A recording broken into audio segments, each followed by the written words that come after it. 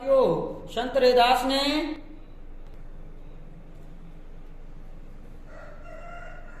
तो संत रैदास देखिएगा, इनका जन्म कहां पर हुआ था प्यारे मित्रों? इनका जन्म बनारस यूपी में हुआ। कहां हुआ प्यारे मित्रों? बनारस यूपी में हुआ।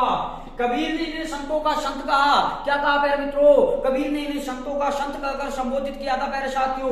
इसी के साथ बात करें, इनके उपदेश कहां पर संग्रहित किए गए हैं? रैदास की आरती में संग्रहित किए गए। किसमें संग्रहित किए गए प्यारे मित्रों? इनके ग्रंथ रैदास की आरती में संग्रहित किए गए, सॉरी रैदास की पर्ची में, रैदास की पर्ची में संग्रहित किए गए प्यारे मित्रों। और देखिएगा, ये मीरा के आध्यात्मिक गुरु थे प्यारे दोस्तों।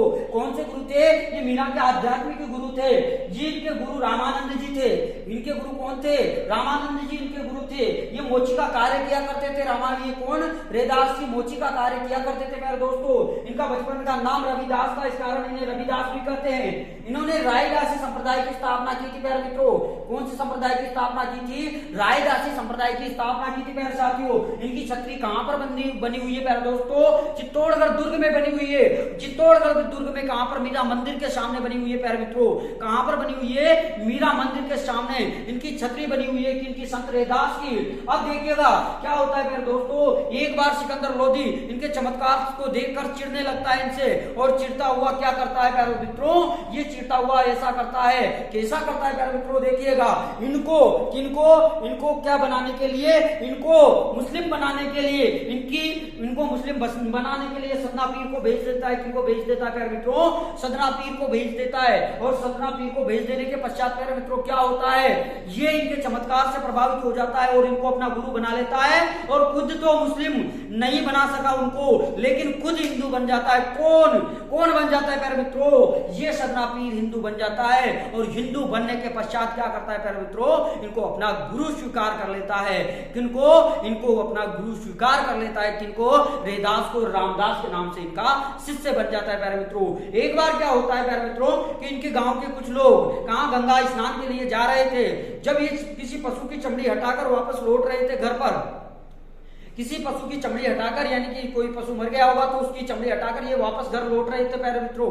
उसी दौरान क्या होता है कि वो लोग उनको रास्ते में मिल जाते हैं, इनको रास्ते में मिल जाते हैं। तो ये उनसे पूछ बैठते हैं, लोगों का समूह था जो गंगा स्नान के लिए जा रहे थे प्यारे मित्रों। तो उन लोगों से ये पूछ बैठते हैं कि आप कहाँ जा रहे हैं? कि हम तो गंगा स्नान के लिए जा रहे हैं। कई सारे लोग तो अछूत कहाँ मिल गए, हमारी यात्रा में विघ्न डाल दिया, ये कर दिया। लेकिन एक सज्जन पुरुष उनमें से सामने आता है प्यारे मित्रों। सज्जन पुरुष सामने आकर उनसे क्या कहता है, हाँ भाई बोल, क्या हुआ, क्या चाहते हो आप? कि आप कहाँ जा रहे हैं? कि हम तो गंगा स्नान के लिए जा रहे हैं, और गंगा स्नान के लिए जा रहे हैं तो मेरा भी एक छोटा सा कार्य कर देना। ये क्या कहते हैं कि मेरा भी एक छोटा सा कार्य कर देना। कौन सा कार्य? कि ये खून से सने हुए हाथों से अपने जेब में हाथ डालते हैं और क्या कहते हैं प्यारे मित्रों कि पीले चावल और कोई एक सिक्का निकालते हैं और उनको दे देते हैं कि ये निमंत्रण गंगा माई को दे देना। किनको दे देना? गंगा मां को ये निमंत्रण दे देना और कह देना कि मेरे यहाँ कुछ दिन बाद यहाँ पर क्या होने वाली है, रसोई या विवाह होने वाला है, तो वो आ जाएगी। लेकिन एक शर्त है। वो शर्त कौन सी है प्यारे मित्रों? ये कहता है कि एक शर्त है। वो शर्त कौन सी है? कि शर्त ये है कि गंगा माई हाथ से स्वीकार करे। कैसे? हाथ से स्वीकार करे तो इस निमंत्रण को देना प्यारे मित्रों, नहीं तो वापस ले आना। क्या कहते हैं वो उनसे क्या कहते हैं प्यारे मित्रों कि गंगा माई अगर हाथ से स्वीकार करे, यानी कि हाथ से ले, तो इस निमंत्रण को देना, नहीं तो वापस ले आना। वो लोग कहां पहुंचते हैं? गंगा जी में पहुंचते हैं, स्नान करते हैं। उनमें से उस व्यक्ति को याद आता है, अरे कि रैदास ने वो भेजा था तो उसको डाल देगी गंगा में, लेने तो कैसी आने वाली है गंगा मैया। तो कहा जाता है प्यारे मित्रों, तो वो देखा तो उसने कहा कि उसने जैसा कहा वैसे ही कर लेना। तो गंगा मैया के सामने दोनों हाथों हाथ जोड़कर खड़ा हो जाता है और हाथ में क्या ले लेता है? पीले चावल और रुपया लेकर या वो सिक्का लेकर, हे गंगा माई तेरे भक्त रैदास ने ये तेरे लिए निमंत्रण भेजा है। क्या भेजा है? निमंत्रण भेजा है, तो इस निमंत्रण को स्वीकार कर। तो कहा जाता है गंगा माई से हाथ सामने आता है और हाथ सामने आकर उस निमंत्रण को स्वीकार करती है। तो वो डर जाता है वो व्यक्ति और तुरंत हाथ में देखकर वो डर जाता है। अब उनको ज्यादा जल्दी किससे? संत रैदास से मिलने की लगी रहती है। क्यों? क्योंकि हम तो यहाँ पर जिंदगी यहाँ पर आए, हमें गंगा माई के दर्शन नहीं हुए, तू वहां पर बैठा है, घर से ही गंगा माई के लिए ये निमंत्रण भेजा है, इसको स्वीकार करने के लिए खुद गंगा मैया तेरे पास आई है। तो इसको स्वीकार करने गंगा माई आने के बाद वो सब चौंक जाते हैं, इनके चमत्कार से। कहाँ आते ये? कहा आते हैं प्यारे मित्रों, ये आते हैं रैदास के पास, उनसे पूछते हैं कि गंगा माई के लिए क्या कर रखा है तूने, क्या कर रखा है, कौन सा चमत्कार दिखा रखा है गंगा मैया का।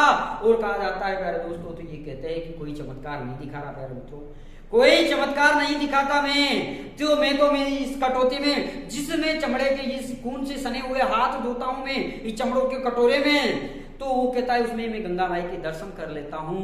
तो क्या कहते हैं वो कि मन चंगा